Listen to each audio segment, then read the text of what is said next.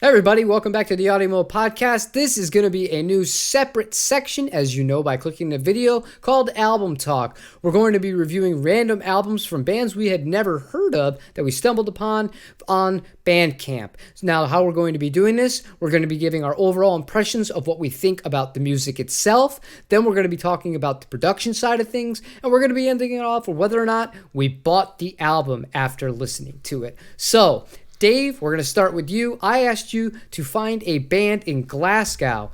How'd you do? Who'd you find? So the band I found was called Corto Alto, and the album's called Not For Now.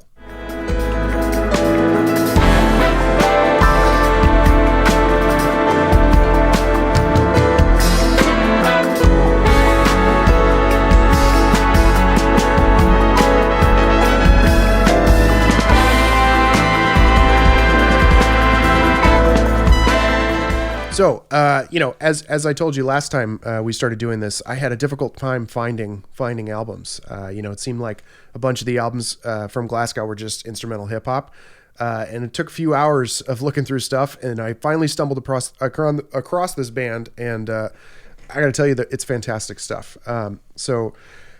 If you're familiar with Adam Neely at all, and you're familiar with the band Aberdeen, or really any of his projects, you're kind of familiar with sort of the sound of this band, right? It's instrumental jazz hit with fusion of hip hop, right? And honestly, this stuff just oozes cool. When you start layering in those like really cool laid back drum beats and then just like ripping brass on top of it, you're just in for good times. It's a 5-track EP. So I read online that it was this challenge to himself, basically to release a new track every week, and then he compiled it into an album. And if I hadn't read it, I wouldn't know, right? It feels super cohesive. All the songs kind of, vibe together really nicely. I don't know if maybe that's kind of a symptom of, writing in a COVID vacuum, that he's, possibly kind of in the same mindset through the whole thing, but they really felt like they were all one piece, which I thought was pretty impressive, given that, they weren't written to be intended that way. But the music's just super cool. It's laid back in a way that you can probably throw it on in the background, or you can pay attention to it if you really need to. And that's kind of what I did. I sat down with a pair of headphones, which honestly, that in itself was just a super fun kind of thing. I don't get to do that often anymore. And one of the things I really like about this new segment is that, kind of forces me to like really sit down and pay attention to some music, which was cool. If we're talking about like specific tracks that really stuck out, there was a track called Mayday, that I think really, really kind of exemplifies the production.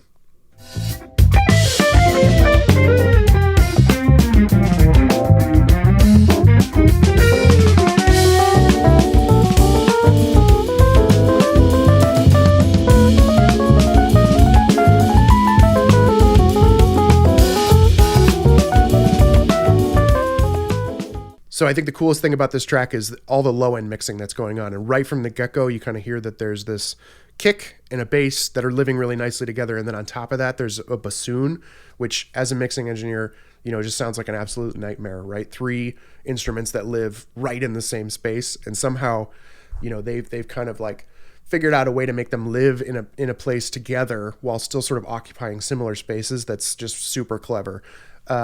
And I really had this thought a lot during the album, was kind of like, you're sort of thinking about melody lines within the texture of the spaces that they're building in the production, which is super cool and a really difficult thing, I think, to do well. And I was really impressed by it. So, this is a band I'd be super interested in chatting with just to figure out what's going on with the production. Like, is he playing all the instruments himself? Does he have multiple guys coming in? Is he doing the mixing? Is he doing all the production? Because it's just fantastic. Tons of playing around with really cool panning, in a way that I don't normally hear. Lots of brass stuff moving from left to right that really like sucks you in and keeps you interested in what's going on. And then at the same time too, just getting like these cool fusion-y vibes, happening in places with lots of weird tones. There's like a guitar solo that happens at one point, also in that same song Mayday. It comes ripping in just like, straight jazz fusion, like high gain tone with all sorts of weird, screaming headless torso style notes going on in there. And then there's a couple of places with little hints of vocals that come in that are really killer, that just like put a nice period at the end of some of these production pieces. So I think, kind of wraps up how I feel about musically and production, and, kind of brings us to the question of like, if we're talking about recommendations, I think the highest recommendation I can give is that I bought the record, which I did. So I went out and pre-ordered. It comes out in February, hopefully getting that pretty soon, and really looking forward to sitting down with it on the record player and just enjoying it again. So I can't recommend the album enough. It's called Not For Now, Corto Alto from Glasgow. Very interesting. I would not expect Corto Alto to be from Glasgow, but hey, if it sounds good, it is good. Now, you asked me to find a band from Madrid, Spain, and I did. The name of that band is Toundra, and the album name is Two, or Dos.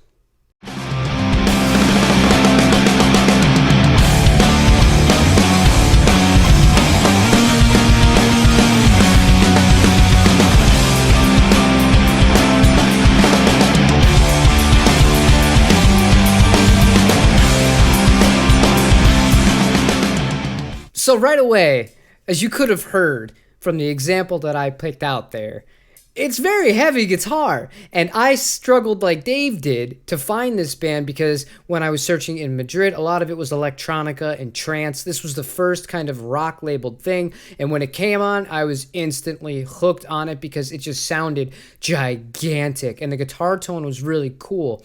It's progressive for sure. And what I liked about the actual musicality of it was the layering of the guitar tracks was a little bit more unconventional than normal because there's no singer. This is all instrumental. So instead of having kind of a main melody to follow and kind of guide the song amongst its kind of way, so to speak, it was just relying on a lot of little things to build up all together. And it's not something that I hear very often from this genre, albeit this isn't a genre that, I have the obsession with like somebody like Dave does. But for me, it stood out in a very positive light because of that.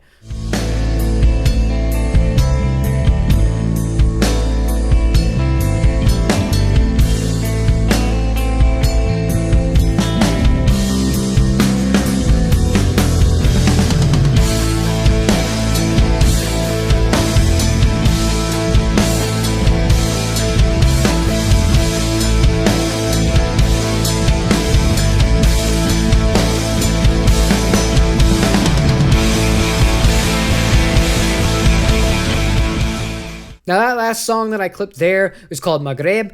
It's the longest song on the album. It's about 11 minutes long, but it just feels like I'm on a cinematic roller coaster when I listen to it. And I can't say enough good things about the way that they choose their chords, the way that they choose their progressions, and the way that they transition from part to part. It's all very clever. It makes you feel something. And sometimes with instrumental music, regardless of what the genre is, it's hard to really get that with specific genres. But this one, in the progressive kind of line, it absolutely did it for me. And I was very pleasantly surprised by it.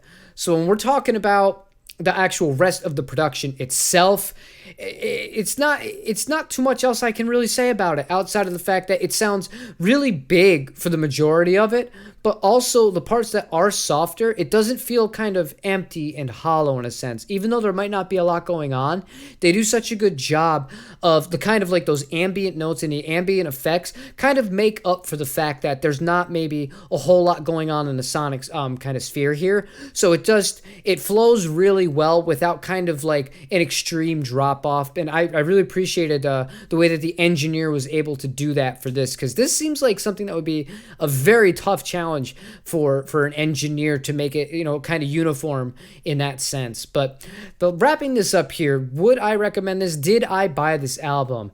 I did. This album was only 7 songs. It's available right now.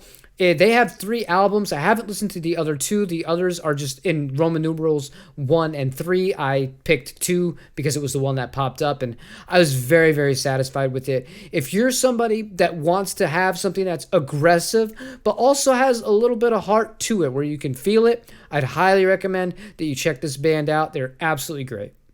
All right, Dave, so both of us had one similar complaint, despite the fact that we both were lucky enough to find instrumental acts, what are the odds of that we both really liked.